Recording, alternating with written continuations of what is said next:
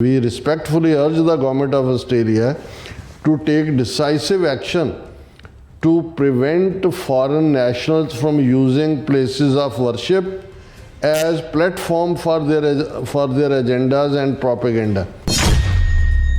Such misuse poses significant risks as these sacred spaces are intended for peace, reflection and community unity, not political or ideological manipulations.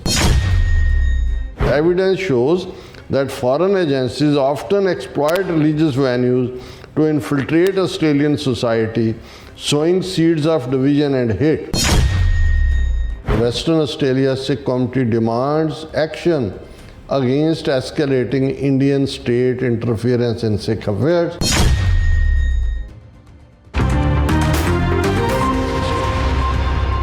Viewers, welcome back on our program. So we ਗੱਲਬਾਤ ਕਰਨ ਜਾ ਰਹੇ ਹਾਂ ਕਿ ਸਿੱਖ council of western Australia ਵੱਲੋਂ press release ਕਰਕੇ Australian ਕਾਨੂੰਨ ਘਾੜਿਆਂ ਦਾ ਧਿਆਨ ਭਾਰਤੀ ਸਟੇਟ ਵੱਲੋਂ ਆਸਟ੍ਰੇਲੀਅਨ ਸਿੱਖ ਮਾਮਲਿਆਂ ਵਿੱਚ ਦਖਲ ਅੰਦਾਜ਼ੀ ਵੱਲ ਜਿਹੜਾ ਦਵਾਇਆ ਗਿਆ ਹੈ।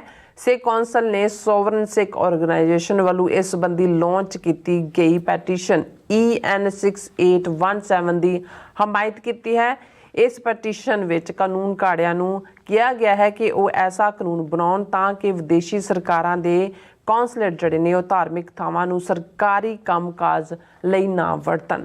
ਸੋ ਇਸ ਬਾਰੇ ਆਪਾਂ ਗੱਲਬਾਤ ਕਰਨ ਜਾ ਰਹੇ ਹਾਂ। ਸੋ ਅਸੀਂ ਚਾਹਾਂਗੇ ਤੁਸੀਂ ਇਸੇ ਤਰ੍ਹਾਂ ਬਣੇ ਰਹਿਣਾ, ਦੇਖਣ ਸੁਣ ਲਈ ਅਨ ਲਿਖਣ ਲਈ ਤੁਹਾਡਾ ਸਭ ਦਾ ਬਹੁਤ ਬਹੁਤ ਧੰਨਵਾਦ ਜੀ। ਡਾਕਟਰ ਸਾਹਿਬ ਕੀ ਕਹਿਣਾ ਚਾਹੋਗੇ? ਦੇਖੋ, ਅਸੀਂ ਅੱਜ ਦੇ ਪਹਿਲੇ ਦੋਵੇਂ ਸੈਗਮੈਂਟਸ ਦੇ ਵਿੱਚ ਹੀ ਇਹ ਜ਼ਿਕਰ ਕੀਤਾ ਕਿ ਵੀ ਕਿਸ ਤੇਜ਼ੀ ਦੇ ਨਾਲ ਇੰਡੀਅਨ ਸਿਸਟਮ ਨੇ ਕੈਨੇਡਾ ਦੇ ਵਿੱਚ ਇਨਫਿਲਟਰੇਟ ਕੀਤਾ, ਕਿਵੇਂ ਉਹਨਾਂ ਦੇ ਕੰਮ ਕਰਨ ਦੇ ਢੰਗ ਨੂੰ ਤਾਂ ਪ੍ਰਭਾਵਿਤ ਕੀਤਾ ਹੀ ਕੀਤਾ, ਜਿਵੇਂ ਉਹਨਾਂ ਨੇ ਕੰਜ਼ਰਵੇਟਿਵ ਪਾਰਟੀ ਜਾਂ ਦੂਸਰੀਆਂ ਪਾਰਟੀਆਂ ਦੀ ਲੀਡਰਸ਼ਿਪ ਚੋਣ ਦੇ ਵਿੱਚ ਵੀ ਦਖਲ ਅੰਦਾਜ਼ੀ ਔਰ ਬ੍ਰਾਈਬਿੰਗ ਔਰ ਬੱਸ ਲੋਡਸ ਭਰ ਕੇ ਵੋਟਾਂ ਪਵਾਈਆਂ। ਪਰ ਨਾਲ ਦੀ ਨਾਲ ਕਿਵੇਂ ਉਹਨਾਂ ਨੇ ਟਰਾਂਸਨੈਸ਼ਨਲ ਰਿਪਰੈਸ਼ਨ ਦਾ ਸਹਾਰਾ ਲਿਆ ਤਾਂ ਕਿ ਜਿਹੜਾ ਹੈ ਉਹ ਭਾਰਤ ਵਿਰੋਧ ਜਿਹੜਾ ਹੈ ਖਾਲਿਸਤਾਨ ਦੀ ਲਹਿਰ ਦਾ ਉਹ ਉਸ ਨੂੰ ਸਾਇਲੈਂਟ ਕੀਤਾ ਜਾ ਸਕੇ। ਔਰ ਇਸ ਸਾਰੇ ਦੇ ਚੱਲਦਿਆਂ ਕੈਨੇਡਾ ਨੇ ਤਾਂ ਬੜੇ ਸਖਤ ਮੇਸ਼ਰਸ ਲਏ, ਜਦੋਂ ਕਿ ਉਹਨਾਂ ਦੀ ਹਕੂਮਤ ਨੇ ਇੰਡੀਅਨ ਹਾਈ ਕਮਿਸ਼ਨਰ ਸਮੇਤ 5 ਜਿਹੜੇ ਉਹਨਾਂ ਦੇ ਟੌਪ 6, ਇੱਕ ਹਾਈ ਕਮਿਸ਼ਨਰ 5 ਹੋਰ, ਉਹਨਾਂ ਨੂੰ ਕੈਨੇਡਾ 'ਚੋਂ ਬਾਹਰ ਕੱਢਿਆ, ਪਰਸੋਨਾ ਨਾਨ ਗ੍ਰੈਟਾ ਐਲਾਨਿਆ ਔਰ ਵਾਇਲੈਂਸ ਲਈ ਸਿੱਧੇ ਤੌਰ 'ਤੇ ਜ਼ਿੰਮੇਵਾਰ ਦੱਸਿਆ। ਔਰ ਉਹ ਹਮੇਸ਼ਾ ਦੋਸ਼ੀ ਰਹਿਣਗੇ। ਅਜੇ ਤਾਂ ਉਹਨਾਂ ਕੋਲ ਡਿਪਲੋਮੈਟਿਕ ਕਮਿਊਨਿਟੀ ਸੀ ਜਦੋਂ ਉਹਨਾਂ ਨੇ ਕੱਢਿਆ, ਪਰ ਇਹ ਟਰਾਇਲ ਜਦੋਂ ਚੱਲੇਗਾ ਔਰ ਇਹ ਕਦੇ ਵੀ 6 ਜਿਹੜੇ ਨੇ ਇਹ ਕਦੇ ਵੀ ਕੈਨੇਡਾ ਦੀ ਧਰਤੀ 'ਤੇ ਵਾਪਸ ਨਹੀਂ ਆ ਸਕਦੇ, ਕਿਉਂਕਿ ਇਹ ਕ੍ਰਿਮੀਨਲ ਨੇ ਔਰ ਜਿਉਂ ਹੀ ਇਹ ਰਿਟਾਇਰ ਜਾਂ ਦੂਜੇ ਹੋਣਗੇ ਇਹ ਇੱਥੇ ਜਵਾਬਦੇਹ ਹੋਣਗੇ। ਸੋ ਦੂਸਰੇ ਪਾਸੇ RCMP ਨੇ ਔਰ ਦੂਸਰਾ ਜਿਸ ਤੇਜ਼ੀ ਦੇ ਨਾਲ ਡਿਊਟੀ ਟੂ ਵਾਰ ਨੋਟਿਸ ਔਰ ਦੂਸਰਾ ਕੀਤਾ, ਇਹਨਾਂ ਨੇ ਇੰਡੀਅਨਸ ਨੇ ਉਸ ਪ੍ਰੋਵੋਕੇਸ਼ਨ ਨੂੰ ਜਾਰੀ ਰੱਖਿਆ। ਇੰਡੀਅਨ ਸਟੇਟ ਨੇ ਇਹਨੂੰ ਹਿੰਦੂ ਸਿੱਖ ਇਸ਼ੂ ਬਣਾਉਣ ਦੀ ਕੋਸ਼ਿਸ਼ ਕੀਤੀ ਮੰਦਰਾਂ ਦੇ ਵਿੱਚ, ਖਾਸ ਤੌਰ 'ਤੇ ਨਵੰਬਰ ਦੇ ਇਹਨਾਂ ਦਿਨਾਂ ਦੇ ਚੱਲਦਿਆਂ, ਜਦੋਂ ਕਿ 40ਵੀਂ ਦੁਖਦ ਨਸਲਕੁਸ਼ੀ ਦੀ ਯਾਦ ਜੋ ਕੁਝ 40 ਸਾਲ ਪਹਿਲਾਂ ਇੰਡੀਅਨ ਸਟੇਟ ਨੇ ਦਿੱਲੀ ਤੋਂ ਲੈ ਕੇ ਤ੍ਰਿਵੇਂਦਰਮ ਕੇਰਲਾ ਤੱਕ ਸਿੱਖਾਂ ਦੇ ਨਾਲ ਕੀਤਾ। ਇਹਨਾਂ ਨੇ ਉਹਨਾਂ ਮੰਦਰਾਂ 'ਚ ਉਹਨਾਂ ਨੂੰ ਲਿਆ ਕੇ ਉਹ ਇੱਕ ਮਾਹੌਲ ਪ੍ਰੋਵੋਕੇਸ਼ਨ ਦਾ ਖੜਾ ਕੀਤਾ। ਸਿੱਖਾਂ ਨੇ ਜ਼ਾਹਰ ਹੈ ਵਿਰੋਧ ਕੀਤਾ, ਇਸ ਨੂੰ ਉਹਨਾਂ ਨੇ ਹਿੰਦੂ ਸਿੱਖ ਇਸ਼ੂ ਬਣਾਉਣ ਦੀ ਕੋਸ਼ਿਸ਼ ਕੀਤੀ। ਫਿਰ ਇਹਨਾਂ ਨੇ ਪ੍ਰੀਵੇਲ ਕਰਨ ਦੀ ਕੋਸ਼ਿਸ਼ ਕੀਤੀ ਸਿਟੀ ਕੌਂਸਲਸ ਦੇ ਉੱਤੇ, ਬਰੈਂਪਟਨ ਹੋਏ ਜਾਂ ਹੁਣ ਮਿਸੀਸਾਗਾ ਹੈ, ਕਿ ਜੀ ਤੁਸੀਂ ਬਾਈ ਲਾਜ਼ ਕਰੋ ਕਿ ਵੀ ਕੋਈ ਵੀ ਜਿਹੜਾ ਹੈ ਉਹ ਧਾਰਮਿਕ ਥਾਵਾਂ ਦੇ ਬਾਹਰ ਪ੍ਰੋਟੈਸਟ ਨਹੀਂ ਹੋ ਸਕਦਾ। ਉਹਨਾਂ ਨੇ ਕਰਤਾ, ਪਰ ਉਹਨਾਂ ਨੇ ਕਿਹਾ ਵੀ ਜੇ ਕੋਈ ਫੋਰਨ ਆਫੀਸ਼ੀਅਲਸ ਉੱਥੇ ਆਉਂਦਾ ਉਹਦੇ ਖਿਲਾਫ ਹੁੰਦਾ, ਉਹ ਇਹਦੇ ਥੱਲੇ ਕਵਰ ਨਹੀਂ ਹੁੰਦਾ। ਸੋ ਇਹ ਤਾਂ ਬਿਲਕੁਲ ਠੀਕ ਲਾਈਨ ਹੈ, ਕਿਉਂਕਿ ਜੇ ਕੋਈ ਮੰਦਰ, ਗੁਰਦੁਆਰਾ, ਮਸਜਿਦ, ਗਿਰਜੇ ਦੇ ਖਿਲਾਫ ਤਾਂ ਤੁਸੀਂ ਕਹਿ ਸਕਦੇ ਹੋ, ਕਿ ਪਰ ਜੇ ਉੱਥੇ ਤੁਸੀਂ ਲਿਆ ਕੇ ਸਰਕਾਰੀ ਆਫੀਸ਼ੀਅਲ ਨੂੰ ਵਾੜੋਗੇ ਤਾਂ ਪ੍ਰੋਟੈਸਟ ਤਾਂ ਕੁਦਰਤੀ ਹੈ, ਉਹ ਐਜ਼ ਉਹਦੇ 'ਤੇ ਵੀ ਉਹ ਚੀਕਾਂ ਮਾਰ ਰਹੇ ਨੇ। ਪਰ ਇਸ ਕਿਸਮ ਦਾ ਹੀ ਬਹੁਤ ਸਾਰਾ ਜਿਹੜਾ ਅਮਰੀਕਾ ਜਿਨ੍ਹਾਂ ਦਾ ਬਹੁਤਾ ਜ਼ੋਰ ਨਹੀਂ ਚੱਲਦਾ, ਕਿਉਂਕਿ ਅਮਰੀਕਾ 'ਚ ਅਮਰੀਕਨ ਏਜੰਸੀਆਂ ਦੇ ਵੀ ਮੁਸਤੈਦੀ ਰਹੀ, ਔਰ ਇਹੀ ਕਾਰਨ ਹੈ ਕਿ ਲਾਰੈਂਸ ਬਿਸ਼ਨੋਈ ਦਾ ਭਰਾ ਅਨਮੋਲ ਬਿਸ਼ਨੋਈ ਵੀ ਇਹਨਾਂ ਨੇ ਦਬੋਚ ਲਿਆ। ਹੁਣ ਕੈਨੇਡਾ 'ਚ ਉਹਦੀ ਐਕਸਟ੍ਰੈਡੀਸ਼ਨ ਹੋਏਗੀ। ਪਹਿਲਾਂ ਤਾਂ ਅਮਰੀਕਾ 'ਚ ਜੋ ਵੀ ਚਾਰਜ ਨੇ ਉਹ ਸਾਹਮਣੇ ਆਉਣਗੇ, ਕਿਉਂਕਿ ਇਹ ਕੀ ਹੈ ਇਸ ਸਾਰੇ ਦੇ ਵਿੱਚ, ਕਿਉਂਕਿ ਇੰਡੀਅਨ ਸਿਸਟਮ ਨੇ ਕਿਵੇਂ ਗੈਂਗਸਟਰਸ ਨੂੰ ਬਿਲਡ ਕੀਤਾ, ਕਿਵੇਂ ਫਰੋਤੀਆਂ ਵਾਲਿਆਂ ਨੂੰ ਉਤਸ਼ਾਹਿਤ ਕੀਤਾ, ਕਿਵੇਂ ਡਾਟਾ ਜਿਹੜਾ ਉਹ ਕੋਇਟਸ ਕਰਕੇ ਕੱਢਿਆ, ਗੈਂਗਸਟਰਾਂ ਨੂੰ ਦਿੱਤਾ। 26-27 ਕੇਸ ਤਾਂ ਫਰੋਤੀਆਂ ਦੇ ਨੇ ਜਿਹੜੇ ਜਿਨ੍ਹਾਂ ਨੂੰ ਇਹਨਾਂ ਨੇ ਇੰਡੀਅਨ ਸਟੇਟ ਨੇ ਐਨਕਰੇਜ ਕੀਤਾ।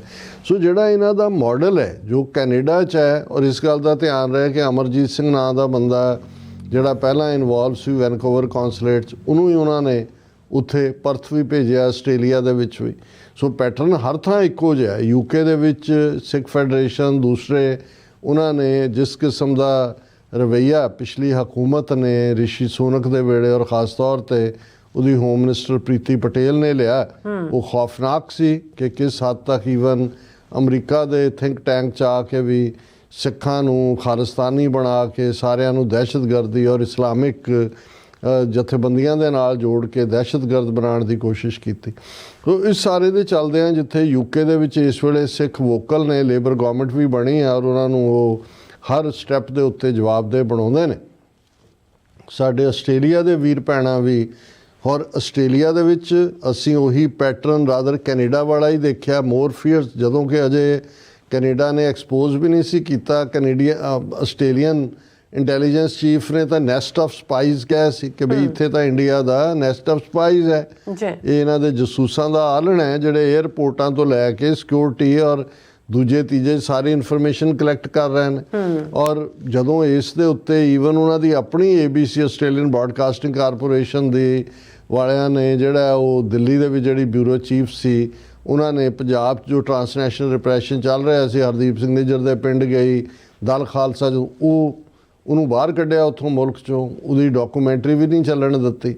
ਔਰ ਆਸਟ੍ਰੇਲੀਆ ਦੇ ਵਿੱਚ ਜਿਹੜਾ ਪ੍ਰੈਸ਼ਰ ਬਿਲਟ ਹੋਇਆ, ਕਿਉਂਕਿ ਇਕੱਲਾ ਇਹੀ ਨਹੀਂ ਕਿ ਆਸਟ੍ਰੇਲੀਆ 'ਚ ਇਹਨਾਂ ਨੇ ਕੈਨੇਡਾ ਨਾਲੋਂ ਵੀ ਬਦਤਰ ਲੈਵਲ ਦੇ ਉੱਤੇ ਈਵਨ ਜਿਵੇਂ ਉਹਨਾਂ ਨੇ ਅਜੇ, ਕਿਉਂਕਿ ਜਸਟਿਨ ਟਰੂਡੋ ਨੇ ਤਾਂ ਆਪਣਾ ਟਰੰਪ ਕਾਰਡ ਰੱਖਿਆ ਹੋਇਆ ਕਿ ਵੀ ਕਿਹੜੇ ਪੋਲੀਟੀਸ਼ੀਅਨਸ ਨੇ ਇੰਡੀਆ ਤੋਂ ਪੈਸੇ ਖਾਧੇ ਨੇ, ਉਹ ਤਾਂ ਜਦੋਂ 2025 ਦੀਆਂ ਚੋਣਾਂ ਹੋਈਆਂ ਉਹਦੇ ਨੇੜੇ ਤੇੜੇ ਦੱਸੇਗਾ। ਪਰ ਆਸਟ੍ਰੇਲੀਆ 'ਚ ਵੀ ਇਹ ਗੱਲ ਸਾਹਮਣੇ ਆਈ ਕਿ ਵੀ ਕਿਸ ਲੈਵਲ ਤੇ ਉਹਨਾਂ ਦੇ ਆਪਣੇ ਇੰਟੈਲੀਜੈਂਸ ਚੀਫ ਨੇ ਕਿਹਾ, ਨਾ ਉਹਨੇ ਨਾਂ ਨਹੀਂ ਦੱਸਿਆ ਵੀ ਕਿਹੜੇ ਮੁਲਕ ਨੇ ਕੀਤਾ, ਉਹ ਸਾਹਮਣੇ ਆ ਰਿਹਾ। ਹੁਣ ਜਦੋਂ ਅਡਾਨੀ ਦਾ ਇਹ ਸਾਰਾ ਖੁੱਲ੍ਹਿਆ ਪੋਲ, ਅਮਰੀਕਾ ਨੇ ਖੋਲ੍ਹਿਆ ਅਡਾਨੀ ਦਾ, ਅੱਜ ਹੀ ਮੇਰੀ ਗੱਲਬਾਤ ਉੱਥੋਂ ਦੇ ਸਿੰਘ ਨਾਲ ਹੋ ਰਹੀ ਸੀ, ਤੇ ਮੈਂ ਕਿਹਾ ਜੀ ਇਹ ਜਦੋਂ ਆਸਟ੍ਰੇਲੀਆ ਦਾ ਪਾਜ ਖੁੱਲ੍ਹਿਆ, ਇਹ ਤਾਂ ਕਿਉਂਕਿ ਆਸਟ੍ਰੇਲੀਆ 'ਚ ਕੋਲ ਦੂਸਰੇ 'ਚ ਆਸਟ੍ਰੇਲੀਆ ਮੋਦੀ ਵੀ ਤੁਰਿਆ ਹੁੰਦਾ ਸੀ, ਉਹਨੂੰ ਵੀ ਉਹਨਾਂ ਦੇ ਜਿਹੜਾ ਪ੍ਰਾਈਮ ਮਿਨਿਸਟਰ ਨੂੰ ਸੱਦ ਕੇ ਵੀ ਗੁਜਰਾਤ ਦੇ ਵਿੱਚ ਰੱਥ ਦੇ ਦੁਆਲੇ ਦੁਆਲੇ ਘੁਮਾਇਆ। ਉੱਥੇ ਤਾਂ ਬਹੁਤ ਕੁਝ ਛੇੜੀ ਹੈ ਆਸਟ੍ਰੇਲੀਆ 'ਚ। ਇਸ ਉਸ ਛੇੜੀਨੈਸ ਦੇ ਥੱਲੇ ਆਸਟ੍ਰੇਲੀਅਨ ਸਿੱਖਾਂ, ਕਿਉਂਕਿ ਆਸਟ੍ਰੇਲੀਆ 'ਚ ਆਲਮੋਸਟ 200%, 300% ਸਿੱਖ ਪਾਪੂਲੇਸ਼ਨ ਆਈ, ਯੰਗ ਸਟੂਡੈਂਟ ਵੀ ਆਏ, ਦੂਸਰੇ ਵੀ ਹੋਏ। ਔਰ ਕਿਉਂਕਿ 5 ਆਈਜ਼ ਕੰਟਰੀਜ਼ ਨੇ ਖਾਲਿਸਤਾਨ ਰੈਫਰੈਂਡਮ ਵੀ ਕੀ ਆਸਟ੍ਰੇਲੀਆ 'ਚ, ਇਹਨਾਂ ਦੀਆਂ ਰੋਕਾਂ ਦੇ ਬਾਵਜੂਦ, ਮੰਦਰਾਂ 'ਤੇ ਗ੍ਰੈਫਿਟੀ ਲਿਖਣ ਦੇ ਬਾਵਜੂਦ, ਉਹ ਸਿਡਨੀ ਹੋਏ, ਬ੍ਰਿਸਬੇਨ ਹੋਏ, ਮੈਲਬਰਨ ਹੋਏ, ਇਹਨਾਂ ਸਾਰਿਆਂ ਦੇ ਵਿੱਚ ਬੜੀ ਕਾਮਯਾਬੀ ਦੇ ਨਾਲ ਜਿਹੜੇ ਨੇ ਉਹ ਰੈਫਰੈਂਡਮ ਹੋਏ। ਔਰ ਉੱਥੇ ਬਹੁਤ ਜ਼ਿਆਦਾ ਇੰਟਰਫੇਰੈਂਸ ਹੈ ਆਸਟ੍ਰੇਲੀਆ ਦੇ ਵਿੱਚ।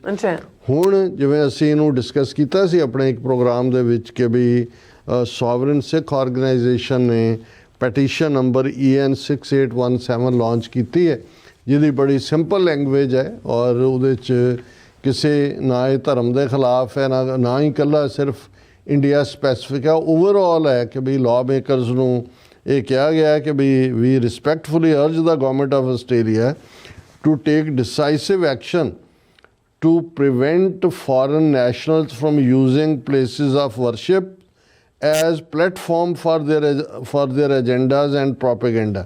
ਕਿ ਵੀ ਇਹ ਫੋਰਨ ਨੈਸ਼ਨਲਸ ਨੂੰ ਰੋਕਿਆ ਜਾਏ ਜਿਹੜੇ ਨੇ ਕਿ ਭਾਈ ਉੱਥੇ ਤੁਸੀਂ ਉਹਨੂੰ ਫੋਰਨ ਗਵਰਨਮੈਂਟਸ ਯੂਜ਼ ਕਰ ਰਹੀਆਂ ਨੇ, ਲਾਅ ਬਣਾਓ।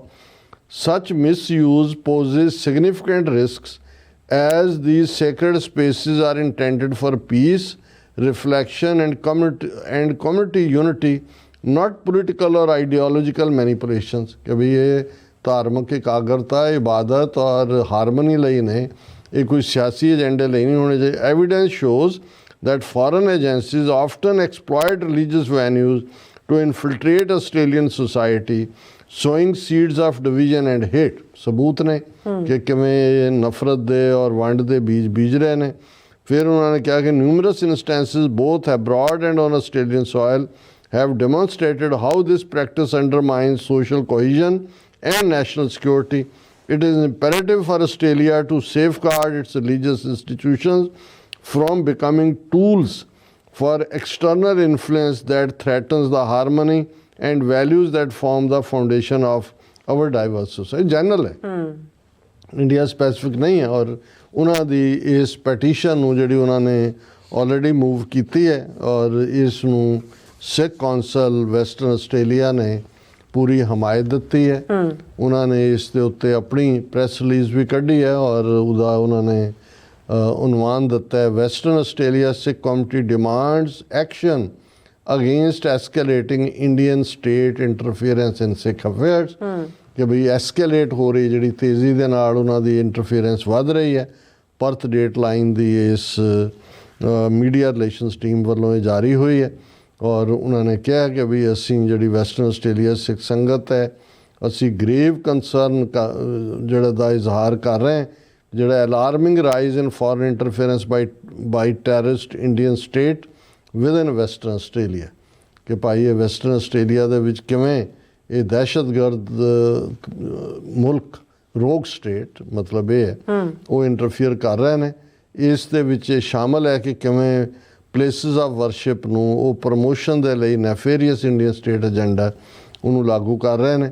ਔਰ ਇਹ ਉਦੋਂ ਹੋ ਰਹੀਆਂ ਨੇ ਡਿਵੈਲਪਮੈਂਟ ਜਦੋਂ ਆਲਰੇਡੀ ਕੈਨੇਡਾ ਔਰ ਅਮਰੀਕਾ ਦੇ ਵਿੱਚ ਕਿਸ ਲੈਵਲ ਤੇ ਐਕਸਪੋਜ਼ ਹੋਏ ਨੇ ਉੱਥੇ ਦਹਿਸ਼ਤਗਰਦੀ ਨੂੰ ਬੜਾਵਾ ਦੇਣ ਦੇ ਵਿੱਚ।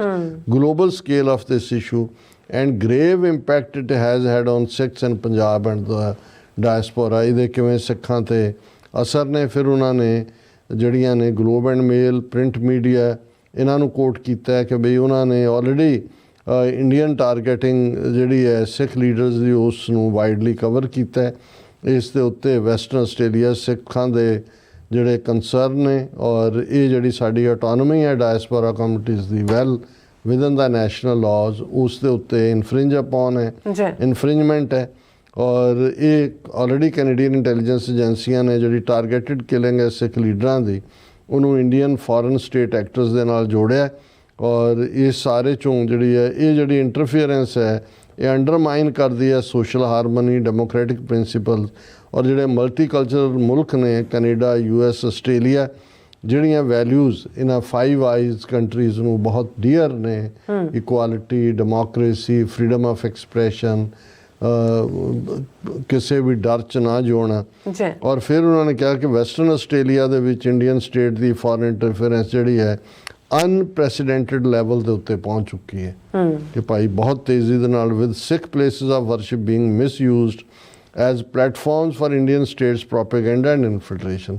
ਗੁਰਦੁਆਰਿਆਂ ਦਾ ਇਸਤੇਮਾਲ ਹੋ ਰਿਹਾ ਹੈ ਇਨਫਿਲਟ੍ਰੇਸ਼ਨ ਲਈ ਔਰ ਇੰਡੀਅਨ ਸਟੇਟ ਪ੍ਰੋਪੇਗੈਂਡਾ ਨੂੰ ਅੱਗੇ ਤੋਰਨ ਦੇ ਲਈ। ਇਹ ਜਿਹੜੀਆਂ ਥਾਵਾਂ ਨੇ ਵਰਸ਼ਿਪ ਦੇ ਲਈ ਨੇ, ਕਮਿਊਨਿਟੀ ਦੀ ਯੂਨਿਟੀ ਲਈ ਨੇ, ਇਹ ਆਜ਼ਾਦ ਰਹਿਣੀਆਂ ਚਾਹੀਦੀਆਂ ਇੰਡੀਅਨ ਸਟੇਟ ਦੇ ਪ੍ਰਭਾਵ ਤੋਂ ਔਰ ਉਹਨਾਂ ਦੀ ਇੰਟਰਫੀਅਰੈਂਸ ਤੋਂ। ਔਰ ਇਹ ਕਹਿ ਕੇ ਉਹਨਾਂ ਨੇ ਸੋਵਰਨ ਸਿੱਖ ਆਰਗੇਨਾਈਜੇਸ਼ਨ ਦੀ ਪੈਟੀਸ਼ਨ EN 6817 ਦੇ ਉੱਤੇ ਦਸਤਖਤ ਕਰਨ ਇਸ ਦੀ ਹਮਾਇਤ ਕੀਤੀ ਹੈ। ਔਰ ਉਹਨਾਂ ਨੇ ਕਿਹਾ ਕਿ ਭਾਈ ਇਹੀ ਇੱਕ ਤਰੀਕਾ ਹੈ ਕਿ ਅਸੀਂ ਆਪਣੀਆਂ ਰਿਲੀਜੀਅਸ ਇੰਸਟੀਟਿਊਸ਼ਨਸ ਨੂੰ ਸੇਫ ਕਰ ਸਕਦੇ ਹਾਂ।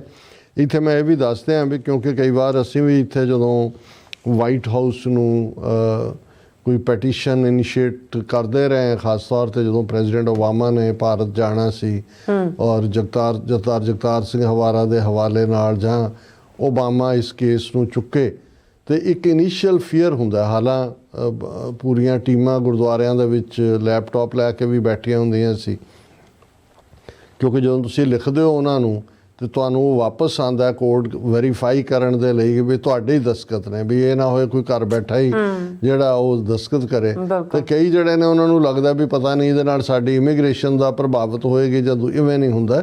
ਇਹ ਇੱਕ ਸੇਫ ਤਰੀਕਾ ਹੈ ਜਿਹਦੇ ਥੱਲੇ ਤੁਸੀਂ ਆਪਣੀ ਰਾਏ ਦਾ ਇਜ਼ਹਾਰ ਕਰਦੇ ਹੋ। ਔਰ ਜੇ ਅਸੀਂ ਅਜੇ ਵੀ ਉਹ ਸਾਊਥ ਏਸ਼ੀਅਨ ਜਾਂ ਇੰਡੀਅਨ ਸਟੇਟ ਆਫ ਮਾਈਂਡ 'ਚ ਵਿਚਰਦੇ ਹਾਂ, ਔਰ ਮੈਂ ਖਾਸ ਤੌਰ 'ਤੇ ਜਿੰਨੇ ਕੁ ਦਸਤਖਤ ਇਸ 'ਤੇ ਹੋਣੇ ਚਾਹੀਦੇ ਸੀ ਅਜੇ ਤੱਕ ਤਾਂ ਉਹਦੇ ਨੇੜੇ ਤੇੜੇ ਵੀ ਨਹੀਂ ਪਹੁੰਚੇ, ਤਾਂ ਹਜ਼ਾਰਾਂ 'ਚ ਜਾਣੇ ਚਾਹੀਦੇ ਨੇ। ਔਰ ਇਹ ਇਕੱਲਾ ਸਿੱਖਾਂ ਲਈ ਨਹੀਂ, ਮੈਂ ਸਮਝਦਾ ਵੀ ਜਿਹੜੇ ਹੋਰ ਵੀ ਕਮਿਊਨਿਟੀਜ਼ ਦੇ ਨੇ ਜਿਨ੍ਹਾਂ ਨੂੰ ਇਹ ਫੀਅਰ ਹੈ ਕਿ ਭਾਈ ਇੰਡੀਆ ਕੀ ਕਰ ਰਿਹਾ, ਜਾਂ ਬਾਕੀ ਮੁਲਕਾਂ ਦਾ ਵੀ, ਚਾਈਨਾ ਦੂਜੇ ਤੀਜੇ ਜਿਨ੍ਹਾਂ ਦੀ ਇੰਟਰਫੇਰੈਂਸ ਉਹਨਾਂ ਦੀਆਂ ਕਮਿਊਨਿਟੀਜ਼ 'ਚ ਹੈ, ਉਹਨਾਂ ਤੱਕ ਵੀ ਅਪਰੋਚ ਕਰੋ ਕਿਉਂਕਿ ਇਹ ਸਭ ਲਈ ਜ਼ਰੂਰੀ ਹੈ ਕਿ ਅਸੀਂ ਜਦੋਂ ਆਪਣੇ ਗੁਰਦੁਆਰੇ ਮੰਦਰ ਮਸੀਤ ਗਿਰਜੇ ਜਾਂ ਸਿਨਾਗੋਗ 'ਚ ਜਾਂਦੇ ਹਾਂ, ਸਾਨੂੰ ਲੱਗੇ ਵੀ ਇੱਥੇ ਤਾਂ ਕੋਈ ਸਾਨੂੰ ਫੋਲੋ ਕਰ ਰਿਹਾ ਹੈ, ਇਹ ਵੀ ਲੱਗੇ ਕਿ ਬਈ ਇਹ ਸਾਡਾ ਡਾਟਾ ਇਕੱਠਾ ਹੋ ਰਿਹਾ, ਸਾਡੀਆਂ ਤਸਵੀਰਾਂ ਖਿੱਚੀਆਂ ਜਾ ਰਹੀਆਂ ਨੇ, ਕੱਲ੍ਹ ਨੂੰ ਸਾਡੇ ਹੋਰ ਮਾਮਲਿਆਂ ਦੇ ਵਿੱਚ ਸਾਡੇ ਘਰਾਂ 'ਚ ਵੜ ਕੇ ਵੀ ਇਹ ਇੰਟਰਫੀਅਰ ਕਰਨਗੇ। ਸੋ ਉਹਦੇ ਨਾਲੋਂ ਇਹ ਚੰਗਾ ਨਹੀਂ ਹੈ ਵੀ ਆਸਟ੍ਰੇਲੀਅਨ ਲਾਅ ਮੇਕਰਸ ਨੂੰ ਕਿਹਾ ਜਾਏ ਕਿ ਭਾਈ ਤੁਸੀਂ ਗਵਰਨਮੈਂਟ ਦੀ ਬਿਜ਼ਨਸ ਗਵਰਨਮੈਂਟ ਦੇ ਨਾਲ ਕਰੋ, ਜਾਂ ਜਿਹੜੇ ਵੀ ਮੁਲਕਾਂ ਦੀਆਂ ਐਮਬੈਸੀਆਂ ਨੇ ਆਪਣੇ ਕੰਮ ਕਰੋ। ਤੁਸੀਂ ਇਹ ਧਾਰਮਿਕ ਅਦਾਰਿਆਂ 'ਚ ਤਾਂ ਧਰਮ ਦਾ ਸਹਾਰਾ ਤਾਂ ਬੰਦਾ ਬਾਕੀ ਦੁਨੀਆ ਦੀਆਂ ਚਿੰਤਾ ਤੋਂ ਮੁਕਤ ਹੋਣ ਲਈ ਲੈਂਦਾ ਹੈ। ਜਿੱਥੇ ਤੁਸੀਂ ਇਬਾਦਤ ਕਰਦੇ ਹੋ, ਇਕੱਠੇ ਹੁੰਦੇ ਹੋ, ਦੈਟ ਇਜ਼ ਦਾ ਪਲੇਸ ਜਿੱਥੇ ਤੁਸੀਂ ਫ੍ਰੀ ਹੁੰਦੇ ਹੋ, ਰੱਬ ਨੂੰ ਯਾਦ ਕਰਦੇ ਹੋ। ਸੋ ਮੈਂ ਸਮਝਦਾ ਵੀ ਇਸ ਨੂੰ ਆਊਟਰੀਚ ਹੋਰ ਵੀ ਕਮਿਊਨਿਟੀਜ਼ ਤੱਕ ਕਰਨਾ ਚਾਹੀਦਾ, ਪਰ ਆਪਣੇ ਗੁਰਦੁਆਰਿਆਂ ਨੂੰ ਔਰ ਦੂਸਰਿਆਂ ਨੂੰ ਇਹ ਸਭ ਦੇ ਲਈ ਹੈ। ਇਹਦੇ ਲਈ ਈਵਨ ਮੈਨੂੰ ਨਹੀਂ ਲੱਗਦਾ ਵੀ ਕੋਈ ਇਹਦੇ 'ਚ ਕਿਸੇ ਸਟੇਟ ਦੇ ਖਿਲਾਫ ਹੈ। ਇਹ ਤਾਂ ਅਸੀਂ ਕਿਉਂਕਿ ਸਫਰਰ ਹੈ ਇੰਡੀਆ ਤੋਂ, ਇਸ ਲਈ ਜ਼ਾਹਰ ਹੈ ਅਸੀਂ ਨਹੀਂ ਚਾਹੁੰਦੇ ਵੀ ਇੰਡੀਅਨ ਸਟੇਟ ਇੰਟਰਫੇਅਰ ਕਰੇ ਸਾਡੇ ਮਾਮਲਿਆਂ 'ਚ, ਪਰ ਇਹ ਬਿਲਕੁਲ ਇੱਕ ਨਿਊਟਰਲ ਪਹੁੰਚ ਹੈ ਕਿ ਭਾਈ ਲਾਅ ਮੇਕਰਸ ਇਸ ਕਿਸਮ ਦਾ ਲਾਭ ਬਣਾਉਣ ਕਿ ਕੋਈ ਵੀ ਜਿਹੜਾ ਉਹ ਧਾਰਮਿਕ ਅਦਾਰਿਆਂ ਦੇ ਵਿੱਚ ਕਿਸੇ ਮੁਲਕੀ ਹਕੂਮਤ ਜਾਂ ਉਹਨਾਂ ਦੇ ਏਜੰਟਾਂ ਦੀ ਇੰਟਰਫੀਅਰੈਂਸ ਨਹੀਂ ਹੋਣੀ ਚਾਹੀਦੀ। ਬਿਲਕੁਲ ਡਾਕਟਰ ਸਾਹਿਬ, ਤੁਹਾਡਾ ਬਹੁਤ ਬਹੁਤ ਸ਼ੁਕਰੀਆ। ਸੋ ਥੈਲੇ ਬ੍ਰੇਕ ਵਿਊਅਰਸ ਤੁਸੀਂ ਇਸੇ ਤਰ੍ਹਾਂ ਬਣੇ ਰਹਿਣਾ, ਮਿਲਦੇ ਹਾਂ ਛੋਟੇ ਜਿਹੇ ਵਕਫੇ ਤੋਂ ਬਾਅਦ।